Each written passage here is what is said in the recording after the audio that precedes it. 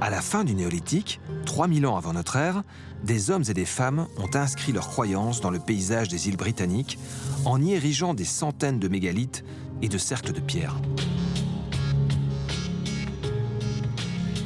Stonehenge, au sud de Londres, est le plus célèbre d'entre eux. On a longtemps pensé que cet édifice spectaculaire était, à la fin de l'âge de pierre, le centre spirituel le plus important de cette partie du monde.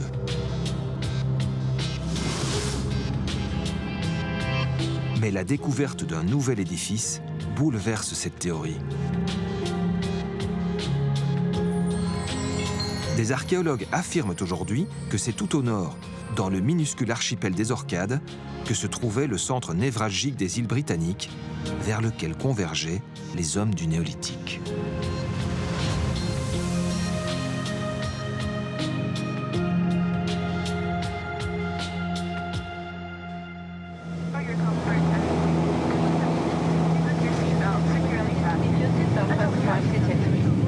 Aujourd'hui, je suis chanceux. Je vais pouvoir atterrir sans difficulté sur ce petit chapelet d'îles, perdu aux confins de notre continent.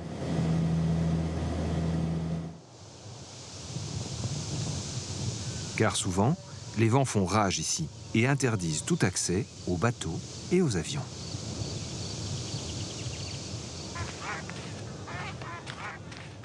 La légende dit qu'aux Orcades, on trouve une pierre levée dans chaque jardin. Je me trouve ici dans le ring de Brodgar, un exceptionnel ensemble de pierres dressées qui date du néolithique, 2500 ans avant notre ère. À l'origine, 60 pierres qui formaient un cercle quasi parfait. Il en reste 27 aujourd'hui. Un peu comme à Stonehenge, mais en beaucoup plus grand.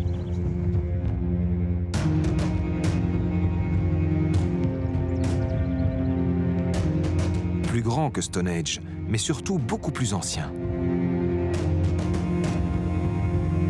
La datation au carbone 14 a prouvé que les premiers mégalithes des Orcades avaient été édifiés 4 siècles avant Stonehenge.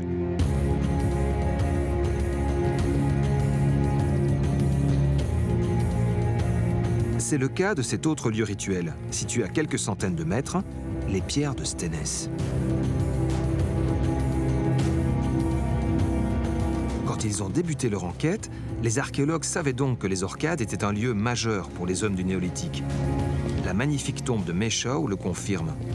C'est la plus élaborée retrouvée à ce jour en Europe occidentale.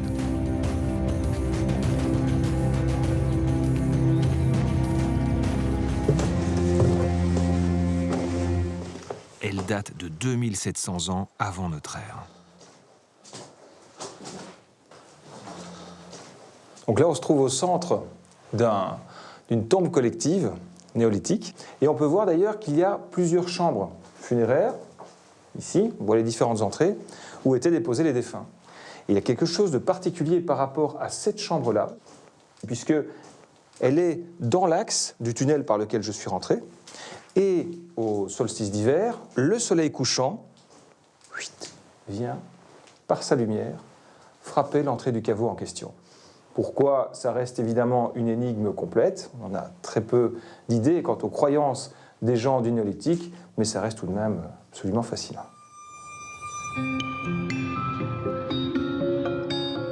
Une telle concentration d'édifices, aussi spectaculaire, dans un si petit archipel est étonnante. Pour autant, était-ce véritablement, comme certains semblent le penser, un lieu de pèlerinage 3000 ans avant notre ère?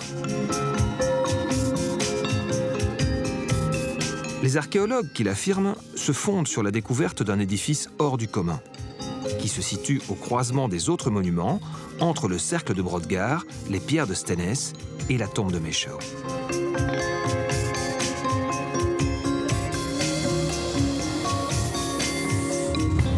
Les chercheurs l'appellent le Ness de Brodgar. C'est ici qu'une découverte fortuite a eu lieu en 2003.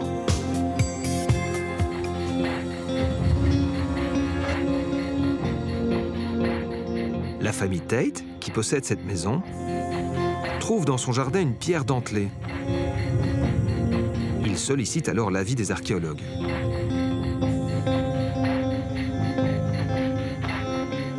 Ceux-ci débutent ce qu'ils pensent être une toute petite fouille, sans se douter qu'ils vont découvrir l'un des plus spectaculaires complexes de bâtiments néolithiques des îles britanniques.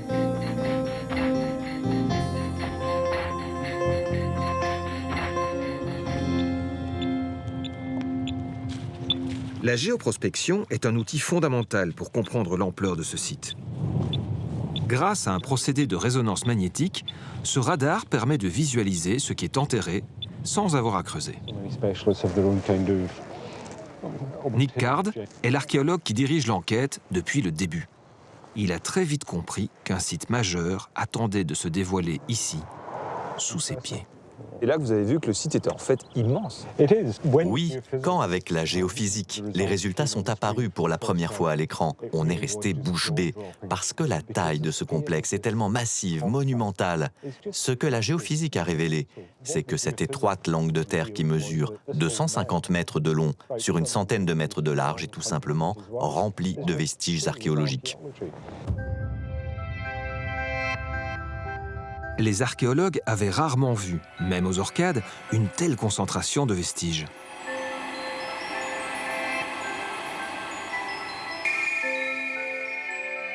Ils ont commencé par identifier ces structures linéaires.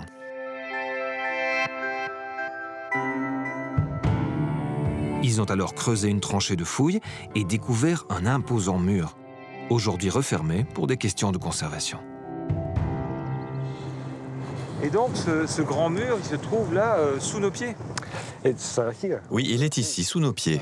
Ce mur était monumental. Imaginez, il faisait 6 mètres d'épaisseur et il barrait complètement la péninsule d'une rive à l'autre. Et sur quelle hauteur? Nous supposons qu'il faisait 3 ou 4 mètres de haut, à en juger par la taille des fondations. Il est véritablement immense. Très impressionnant. Destiné à la défense ou à quelque chose d'autre?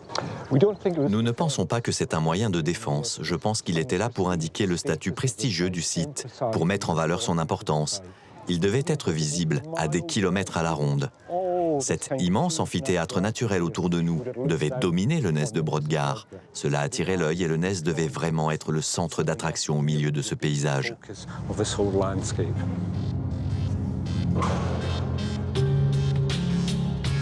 Voici une hypothèse de restitution de cette enceinte. Nick affirme que cette muraille n'est pas défensive, car pour protéger ses occupants de jets de flèches ou de lances, elle n'a pas besoin d'être aussi épaisse.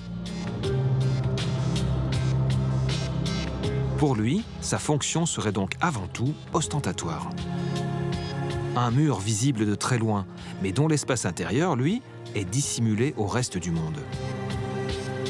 Reste à savoir ce qui méritait d'être ainsi caché à la vue de tous.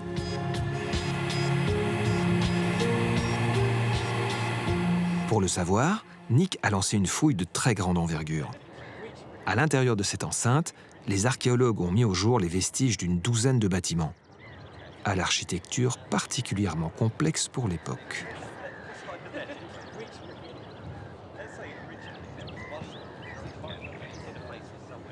On se trouve où ici? Ici, nous sommes dans la structure 12. C'est la plus grande et la plus impressionnante du site. Elle fait environ 16 mètres de long et 12 mètres de large. À l'origine, les murs devaient faire 2 fois cette taille, environ 2 mètres. Nous avons retrouvé des traces de l'effondrement de certains murs et en analysant l'angle de leur chute, ils étaient probablement un peu plus grands que nous. Et puis, au-dessus de tout ça, il y avait un toit incroyable avec d'immenses poutres en bois qui devaient supporter ceci. Donc un toit en pierre. Voici l'une des 700 tuiles de pierre que nous avons découvert. Celle-là est cassée. Elle a été brisée nette ici, mais elle a été très soigneusement taillée pour lui donner cette forme rectangulaire. C'est donc une tuile de pierre, une chose tout à fait inattendue pour la préhistoire.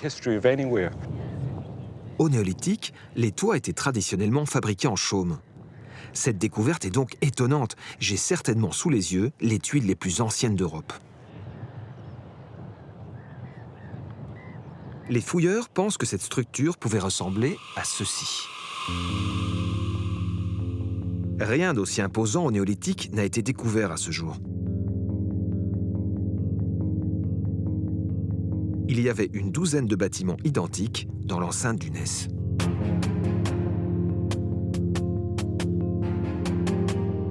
Je ne peux m'empêcher de penser à l'investissement humain qui a été nécessaire pour construire un tel complexe à une époque où les outils étaient encore en os et en pierre.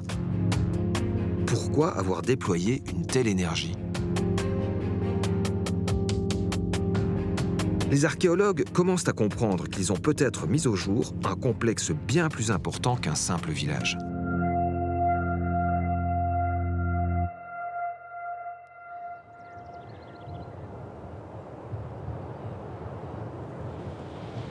Pour avoir un élément de comparaison et bien comprendre la démesure du site, Nick me conseille de visiter le village de Skarabrae, à quelques kilomètres de sa fouille.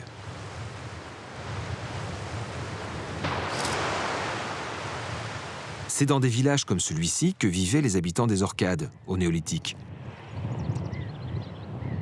Ces petites maisons semi-enterrées, sur lesquelles il faut imaginer une toiture de terre ou de chaume, sont en effet beaucoup plus modestes que les très grandes structures du Ness de Brodgar.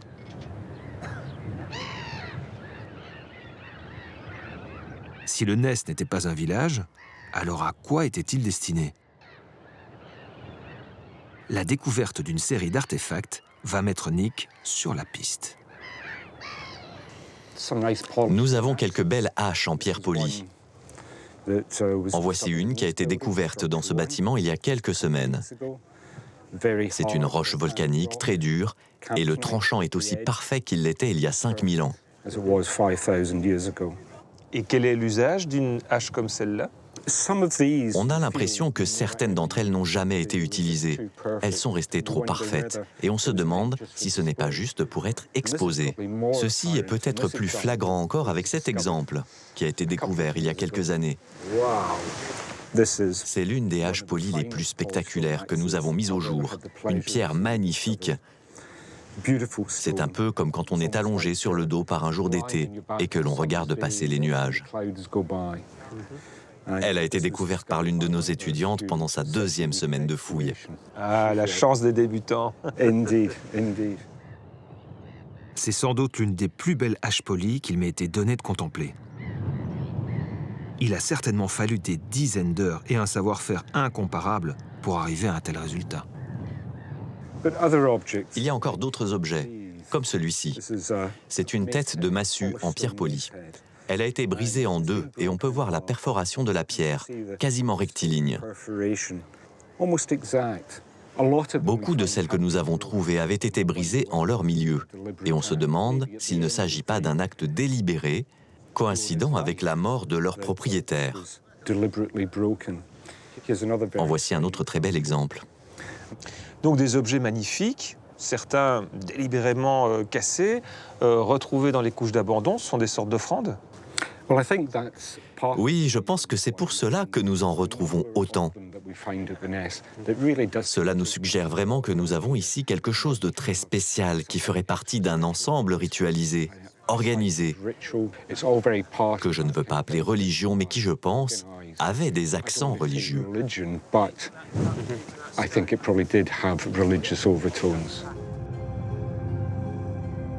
Le Ness de Brodgar serait donc un site à vocation rituelle. Cette hypothèse va être renforcée par la découverte, à l'intérieur de la maçonnerie, de pierres gravées. Plusieurs centaines ont été retrouvées.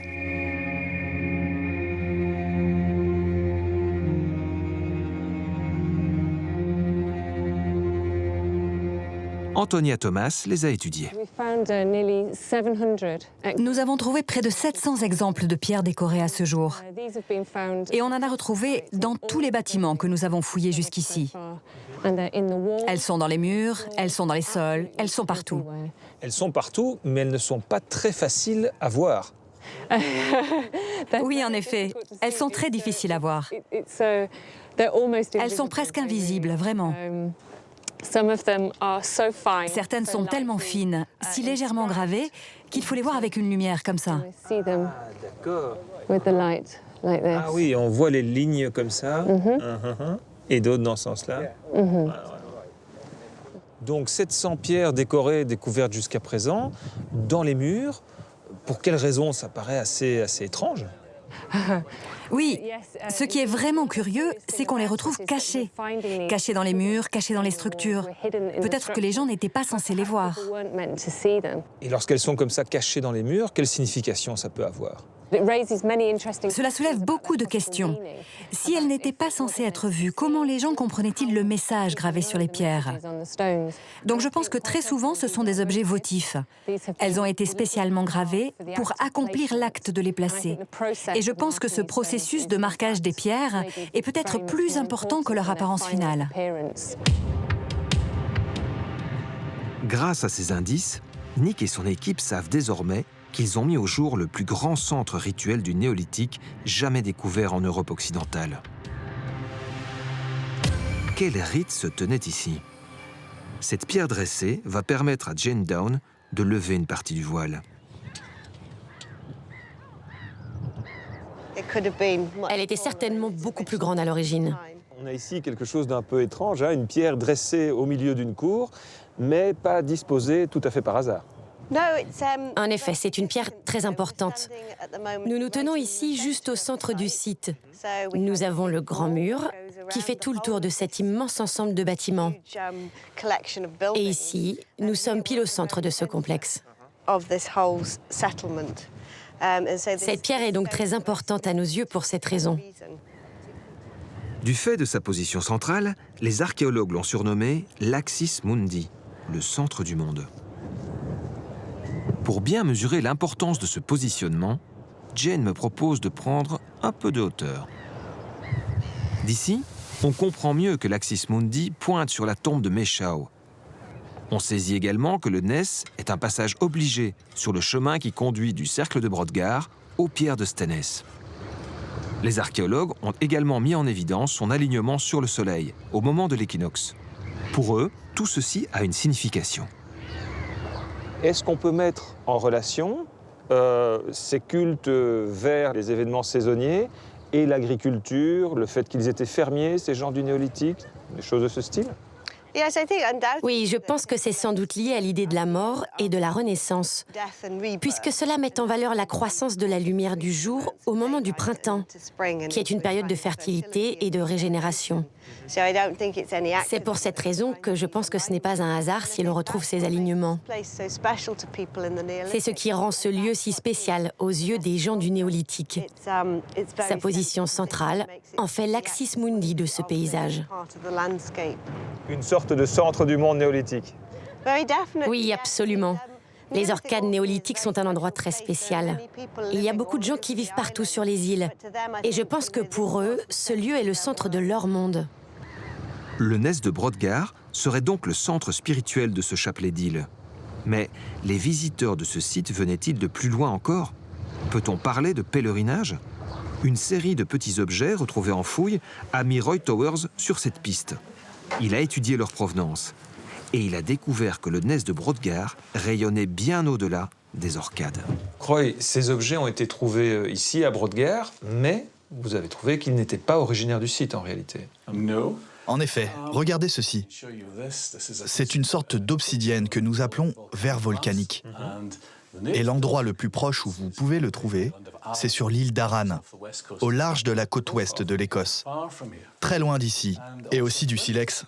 Nous avons du silex aux orcades, mais ce qui est vraiment très étonnant, c'est que nous en retrouvons aussi qui provient du nord de l'Angleterre.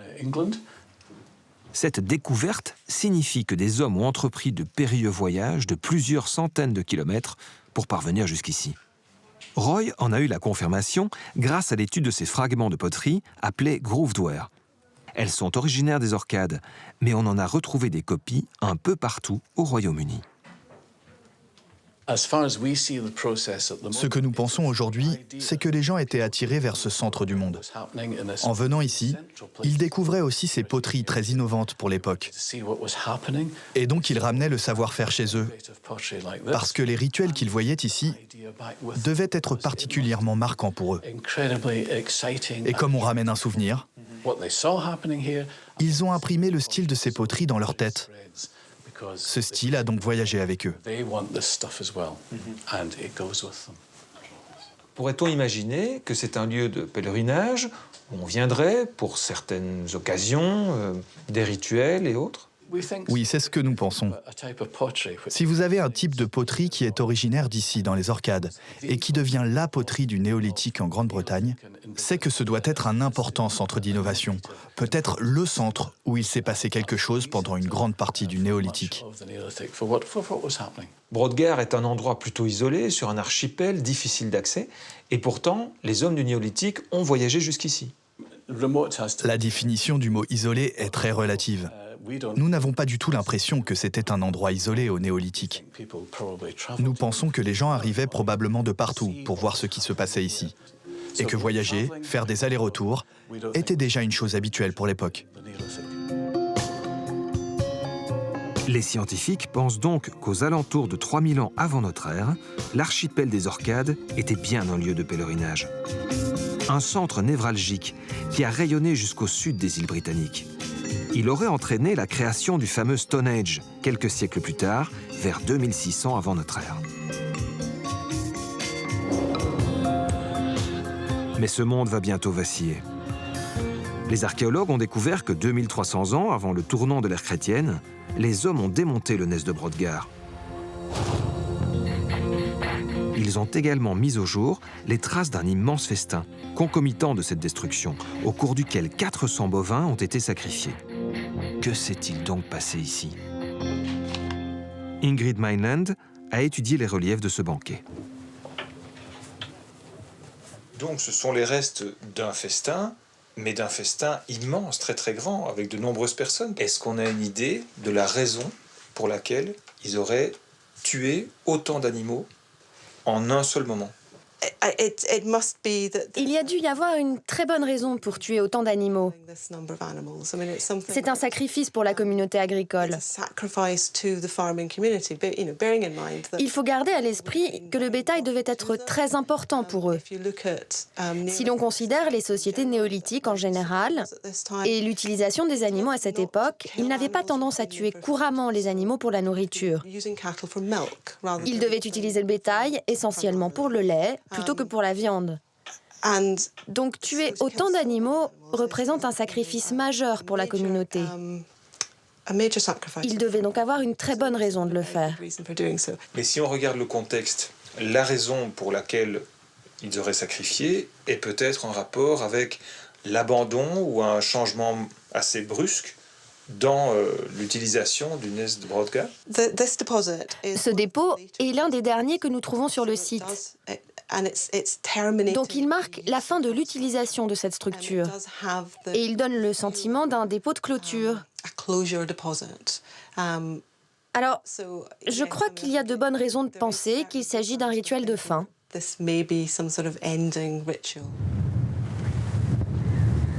L'histoire du Nez de Brodgar se termine donc avec un grand festin rituel. Qu'est-ce qui a conduit à l'abandon de ce lieu de pèlerinage? Une dernière question encore ouverte pour Nick et son équipe. Nick, aucun site n'est éternel. Que sait-on de la fin du Nez of Brodgar? La fin semble avoir été tragique, sous beaucoup d'aspects. Beaucoup de bâtiments ont été fermés, certains d'entre eux démantelés. Mais le plus intriguant de tout, c'est que l'endroit semble avoir été bouché avec d'énormes amas de déchets. Et pour quelle raison? Qu'est-ce qui a pu se passer? Il serait facile de faire le rapprochement dans la préhistoire des Orcades entre cette date, 2300 ans avant notre ère, et le début de l'ère des métaux. Le cuivre, le bronze font leur apparition à cette époque. Mais je pense que c'est une équation trop facile. Je pense qu'il y a de très nombreux aspects qui entrent en jeu dans la fin du Nez. Avec les débuts de l'âge du bronze, on voit des changements majeurs se produire dans la société. Un nouvel ordre social, de nouveaux styles de poterie, de nouvelles pratiques funéraires. Mais je pense qu'il y a tout un ensemble d'autres facteurs à prendre en compte, comme des facteurs environnementaux, des changements climatiques. Mais quelles que soient les raisons, le Nez de Brodgar était parvenu à la fin de sa vie. Le centre du monde s'est déplacé. Oui. Pendant près d'un millénaire, le Nez de Brodgar a été l'épicentre du néolithique britannique. Pour les archéologues, il est l'une des clés pour comprendre les rites et les croyances de cet ancien monde.